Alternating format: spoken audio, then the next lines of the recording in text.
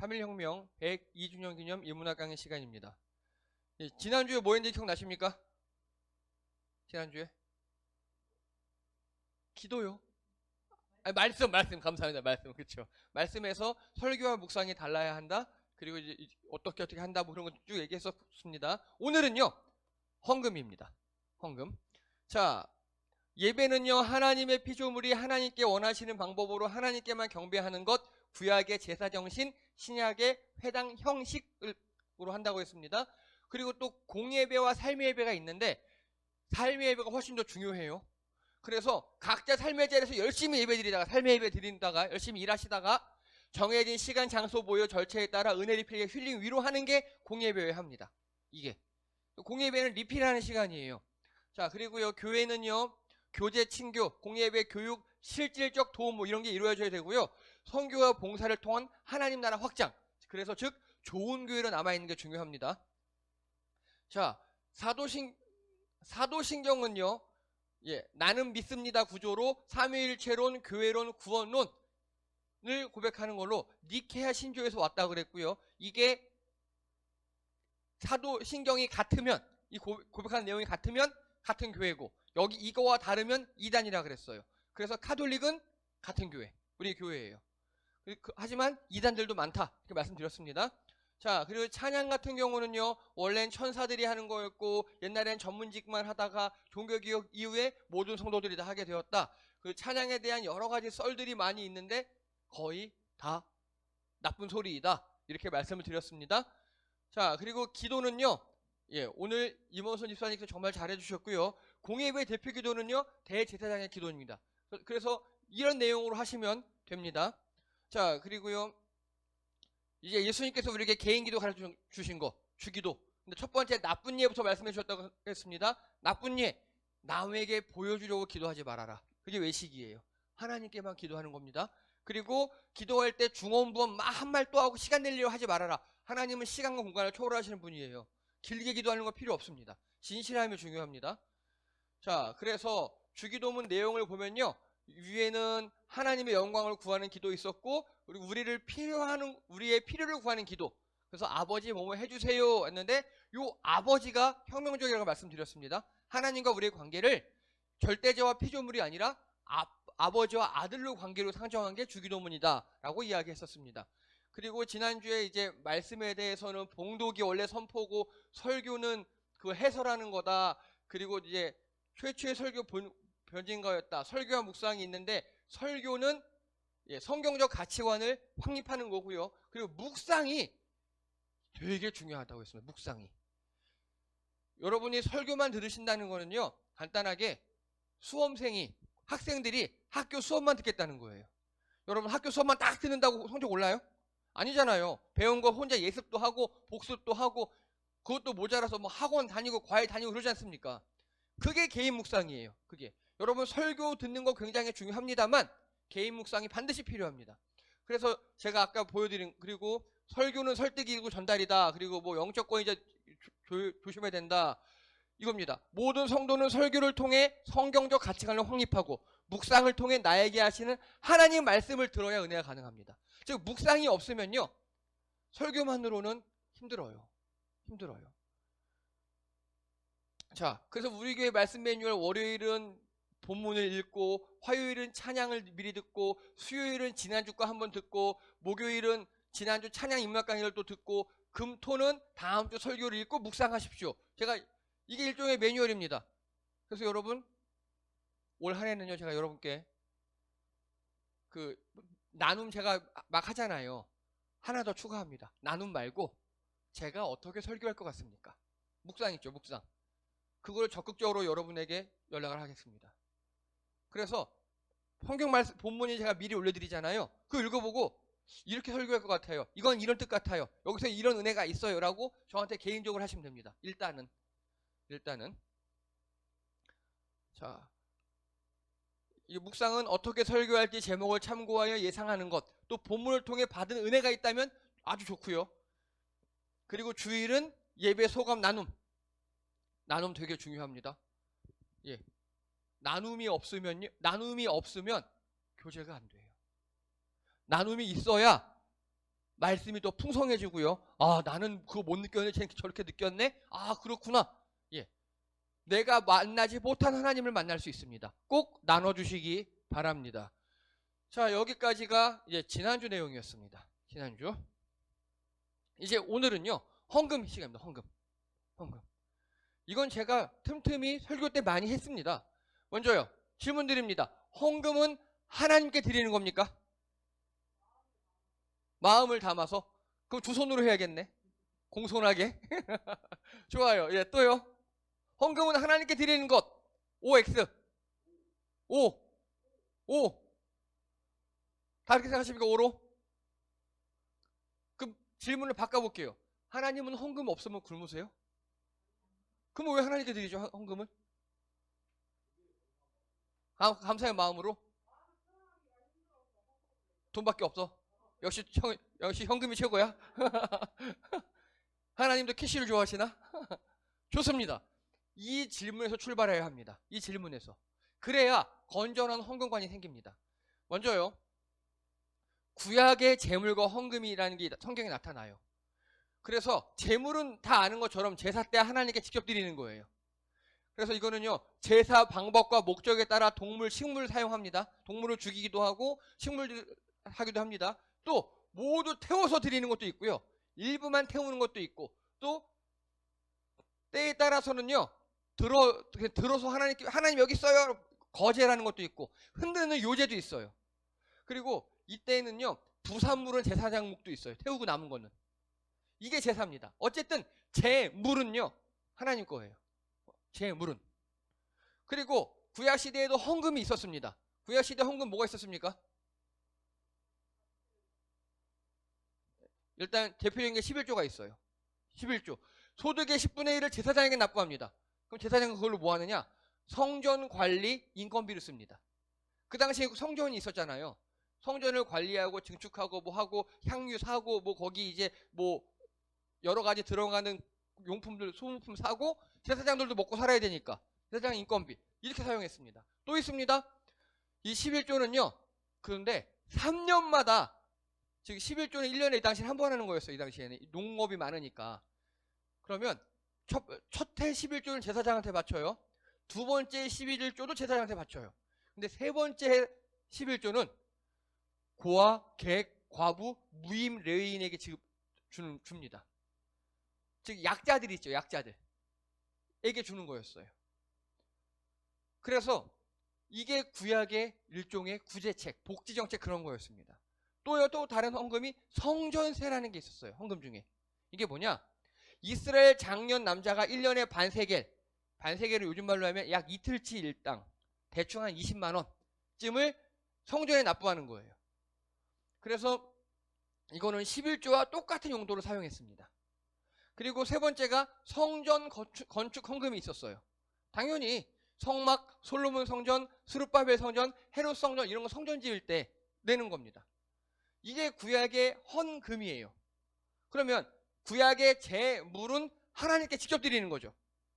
헌금은요, 하나님께 직접 드리는 개념이 아니에요. 뭐냐? 이건요, 신앙생활을 위한 필요 경비들이에요. 구약에서 내가 제사를 드리려면 성전이 필요하죠. 제사장이 필요하죠. 그 유지 관리하는 거예요. 사람에게 납부합니다. 굳이 따지자면 하나님께 간접적으로 드린다고 할 수 있어요. 그렇죠? 직접적으로 하나님께 드리는 건 아니지만 내가 구약에 하나님을 만나러 가기 위해서 제사를 드려야 되니까 제사장도 필요하고 뭐 등등등 필요하니까 유지 관리를 위한 그런 목적으로 필요했었습니다. 요 두 개가 이해가 되시죠? 이제 요걸 이해하시고, 자 이제 구약이 아니라 신약으로 넘어왔어요. 신약 시대에는요, 재물이 없어집니다. 그쵸? 왜 재물이 없어지죠? 네? 아유, 감사합니다. 이게 예수님이죠. 예수님의 십자가 대속으로 한 번에 완벽한 제사가 드렸어요. 더 이상 제사를 드릴 필요가 없어요. 이해가 되십니까? 그래서 하나님께 직접 드리는 재물은 사라졌어요. 여러분, 그래서 뭐 헌금 기도하는 교회 있잖아요. 이 예물 받으시고 다 잘못된 거예요. 잘못된 용어예요. 이제는 하나님께 직접 드리는 재물은 예수님으로 끝입니다. 더 이상 끝이에요. 없어요. 그러면 이 구약에 있었던 헌금, 11조 성전세, 성전건축 헌금은 신앙을 위한 필요경비라 그랬죠. 근데 보십시오. 제사가 더 이상 제사가 진행되지 않죠. 그러면요, 제사장에게 납부, 성전 관리, 또 성전이 없어져 버렸죠. 이제 우리가 다 성전이 됐잖아요. 그러면 이런 게 필요합니까? 필요하지 않아요. 이제 필요하지 않아요. 그래서요, 교회 공동체의 시작으로 신앙생활하는 방법이 바뀌어버렸어요. 구약시대에는요, 1년에 몇 번씩 성전에 올라가서 뭐 재물 바치고, 그리고 또 성전세 1년에 2번 내고, 또 가끔 성전 건축한다 그러면은 또 헌금 내고, 그러면 되는 거였어요. 구약시대에는. 근데 신약은요, 이제 성전이 다 없어지고, 제사장도 다, 우리가 다 제사장이 되어버리고, 우리가 성전이 되어버리고, 그게 아니라 교회 공동체가 따로 생겼죠, 이제는. 그래서 교회 공동체에 어울리는 헌금이 생겨야 합니다. 자, 그래서요, 신약에 나타난 헌금입니다. 마태복음 24장 23절에 보면요, 예수님께서 이렇게 말씀하십니다. 화 있을진저 외식하는 서기관들 바리새인들이여, 너희가 박하와 회양과 근처의 11조는 드리며 율법에 더 중한 바 정의와 긍휼의 믿음은 버렸도다. 그러나 이것도 행하고 저것도 버리지 말아야 할지니라. 예수님께서 11조에 대해서 유일하게 언급하신 구절에 딱 한 절. 이 바리새인들에게, 서기관 바리새인들에게, 야, 니네 11조는 잘 드리면서 하나님 앞에 정의, 긍휼, 믿음은 드리지 않았어. 나쁜 놈들 둘 다 드려, 이렇게 말씀하고 계셔요. 그래서 어떤 목사들은요, 거봐, 11조 드리라 그랬지? 꼭 드려? 이렇게 하는 사람이 있어요. 바보입니다. 자, 예수님 시절에 성전이 있었습니까? 없었습니까? 있었어요. 예수님이 돌아가신 후에 AD 67년에 성전이 완전 무너져요. 그러니까 예수님은 그 당시 구약의 신앙생활 방식을 존중하신 거예요. 근데 지금은 신약이잖아요. 성전 없어졌잖아요. 제사장도 없어졌잖아요. 11조가 필요가 없어요. 이 당시 이런 의미의 11조는. 또요. 자, 마가복음 12장 42절에 보면요, 한 가난한 과부가 와서 두 렙돈을 한 고란트를 넣었다. 예수님께서 제자들을 불러다 이르시되 내가 진실로 너에게 이르노니 이 가난한 과부는 헌금하여 넣는 모든 사람들 많이 넣었도다. 그들은 다 그 풍족한 중에 넣었거니와 이 과부는 그 가난한 중에서 자기의 모든 소유 곧 생활비 전부를 넣었느니라 하시니라. 이게 어떤 헌금인 줄 아십니까? 성전 건축 헌금이에요. 헤롯 대왕이 성전을 지었거든요. 환심을 살려고. 예수님이 그 성전 건축함 앞에서 부자들이 많은 돈을 넣어요. 부자들은 왜 많은 돈 넣었죠? 헤롯 대왕에게 잘 보이려고. 근데 가난한 과부가 와서 두 렙돈이면요, 우리는 요즘 말로 하면 컵라면 하나 사 먹을 돈이에요. 그걸 넣은 거예요. 예수님이 네가 제일 많이 넣었다 라고 인정하신 겁니다. 자, 그럼 여기서 예수님은 캐시의 액수를 보십니까? 뭘 보시죠? 마음을 보는 겁니다. 예. 그런데 현실 교회들은 어떻습니까? 캐시를 보죠. 예. 공이 몇 개 찍혔냐에 따라서 장로를 빨리 받고 막 그런 교회도 있더라고요. 실제로 어떤 교회는요, 뭐 안수 집사가 되려면 몇백, 권사가 되려도 몇백, 장로는 1000, 막 이렇게 헌금을 해야 된다 그러더라고요. 그리고 제 느낌에 이건 헌금이 아니라 매관 매직이에요. 제 느낌에는. 저희 교회도 그랬으면 좋겠습니다. 설의 집사 100만 원, 안수 집사 500. 그러면 저희 금방 부자 됩니다. 네. 예수님께서는 그렇게 말씀하지 않으셨어요. 마음을 보셨답니다. 그리고 고린도전서 16장 1절, 이게 중요합니다. 성도를 위하는 연보에 관하여는 내가 갈라디아 교회들에게 명한 것 같이 너희도 그렇게 하라. 매주 첫날에 너희 각 사람이 수입에 따라 모아두어서 내가 갈 때에 연보를 하지 않게 하라.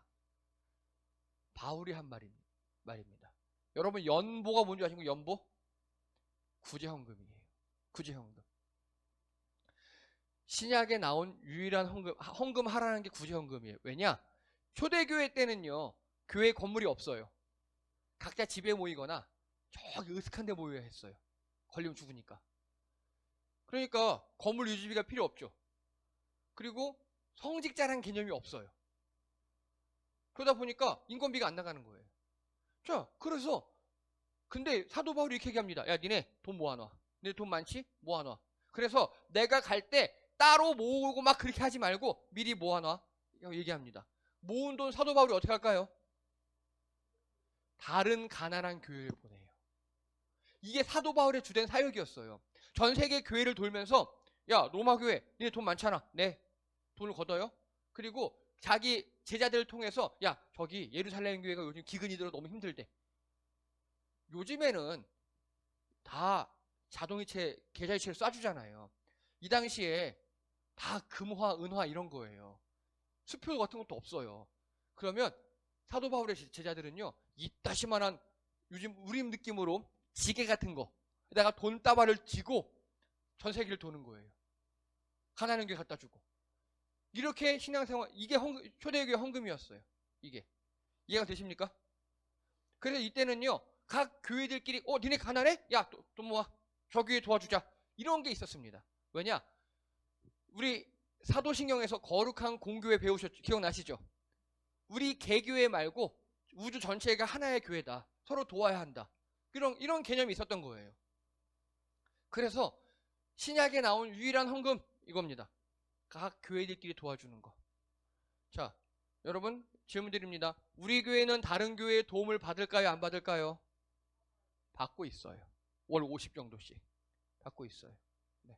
그래서 우리도 나중에 재정이 안정되면 꼭 가난한 교회 돕자고요. 예, 우리도 우리의 의무예요, 그것도. 자, 이게 이제 신약에 나타나는 헌금들입니다. 그러면요, 우리 교회 헌금은 어떻게 할 것인가? 제가 말씀드립니다. 자, 먼저 교회 공동체를 위한 자발적 기부여야 합니다. 다시요, 헌금은 이제 하나님께 직접 드리는 거 다 없어졌다 그랬어요. 재물 다 없어졌어요. 뭐만 남아있느냐? 우리 공동체를 위한 기부. 그게 남아있어요. 그럼 이렇게 질문합니다. 여러분, 교회 헌금하는 건 하나님께 드리는 겁니까? 아닙니까? 애매하죠, 이제. 한 소리에 좋은 말 했어. 맞아. 예수님의 몸 된 교회를 위해서 드리는 거니까 한 번 맞고 하나님께 드린다고 생각하시면 돼요. 그러니까 직접적으로는 다 없어졌지만 간접적으로 드린다. 좋아요. 한 소리가 정확하게 얘기했습니다. 그래서 헌금의 액수와 복, 특히 금전적인 복은 상관관계, 인과관계가 없습니다. 이해되십니까? 이렇게 설교하는 분 많아요. 바보들아 11조를 하란 말이야. 교회 많이 헌금을 해야 하나님께서 복을 주시지. 특히 그 복은 캐시. 아니에요.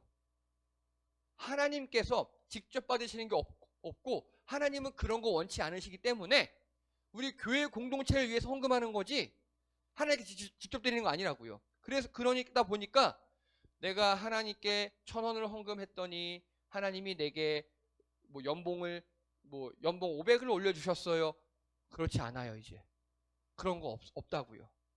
그런 거 없다고요. 그걸 원하고 하지 마셔요. 또요, 여기 나왔네요. 하나님께 직접적으로 드리는 것이 아니라 주님의 몸 된 교회를 위하여 내는 의무입니다. 의무. 카톨릭에는요, 그래서 교무금이라는 게 있어요. 그게 뭐냐? 카톨릭은요, 일찍이 11조를 다 없애버렸어요. 교무금이라 그래가지고 교인으로서 의무적으로 내야 하는 돈이라는 게 있어요. 그거는 카톨릭 사제하고 그 카톨릭이 다니는 성도하고 1대1로 상담해서 결정해요. 그래서 저는 이렇게 월급은 한 500 받는데 애가 둘 있고요, 빚이 얼마 있고요, 이래가지고요 월 한 5만 원씩 내겠습니다. 그러면 사제가 듣기에 합당하면 그래 그렇게 하셔요 이렇게 합니다. 이게 교무금이에요. 그래서 우리 총회 헌법에도 보면요, 때에 따라 헌금하며라고 딱 한 줄 나와요. 헌금에 대해서는 우리 총회 헌법에도 그냥 정기적으로 그냥 헌금을 드렸다고 내 가세가 확 기울지 절대 그렇게 하시면 안 됩니다. 하나님 원치 않으셔요. 물론 또 하나님께서 직접 큰 은혜가 임해가지고 하면 어쩔 수 없지만, 그리고요, 하나님께 감사하는 마음도 있어서 교회 헌금 좋아요. 또 불의의 돕기 둘 다 가능합니다. 이해되십니까? 예, 우리 공동체가 유지됐으면 하는 마음으로 우리 교회 헌금하는 거 좋은 일입니다. 또 하나님께 너무 감사해요. 그래서 불의유서 도왔어요? 그것도 하나님께 드리는 겁니다. 이해가 되시죠? 꼭 교회에 드려야만 하나님께 드린다? 절대 아닙니다. 그런데 여러분, 한 가지 여러분께 꿀팁을 드립니다. 여러분이 예를 들어서 어디에 기부를 하고 싶어요. 실제로 저희 교회 집사님 중에 그 인천에 어디 가면, 동인천인가 가면 민들레 국수집이라는 곳이 있어요. 그게 뭐냐면 노숙자들에게 국수를 무료나 거의 저렴한 가격으로 이렇게 배식하는 그런 곳이에요. 거기에 기부를 하고 싶대요. 왜 하세요? 그랬죠. 그랬더니 근데 거기는 기부금 영수증 안 끊어줘요. 재단이 아니어서. 그러면 교회를 하시라 그랬어요. 그래서 교회 하셔서 그 액수 그대로 거기로 보냈어요. 왜냐하면 그러면 기부금 영수증을 교회에서 끊어드리면 되는 거니까. 예. 이거를 뭐라고 하냐면요. 지정기부금이라고 합니다. 지정기부. 이렇게 하셔도 돼요. 그러면 저희는 당연히 영수증을 끊어드립니다. 어차피 저희 수입, 지출 잡으면 되는 문제니까. 어렵지 않아요. 네. 자, 그리고요. 교회의 필요에 따라 결의할 수 있다. 무슨 소리냐? 우리 탈북 청소년 돕기 했었죠. 그렇게 교회의 필요에 따라서 자 우리 얼마씩 해봅시다. 이따가 결산도 할 건데 그렇게 헌금은 결의할 수 있습니다. 자 그리고요. 우리 교회는 4대 절기 때 헌금을 합니다. 4대 절기 기억나십니까? 첫 번째 교회 절기가 뭐죠? 우리 교회에서 이거가 뭐야? 창립. 그래 창립. 자 창립 기념주일입니다. 당연히 우리 교회 시작되는 거예요. 그래서 1월 첫 주입니다. 그리고 이때가 교회 절기상 주현절이랑 겹쳐요. 가끔 1월 2주로 하긴 하지만 주현절이 뭐냐? 예수님이 태어나신 성탄 말고 예수님께서 이제 세례 받으시고 내가 하나님의 아들 메시아로서 삶을 시작하시는 게 1월 첫 주였어요. 그래서 주현절, 주님께서 나타나셨다. 그래서 우리 교회는 1월 첫 주를 창립 기념주일을 지키고 감사헌금을 드립니다. 두 번째, 부활절. 그치, 당연하지. 부활절은요, 기독교의 시작이죠. 예수님이 죽으셨다가 부활하셔서 승천하심으로 유대교와 분리된 우리 기독교가 시작됐어요.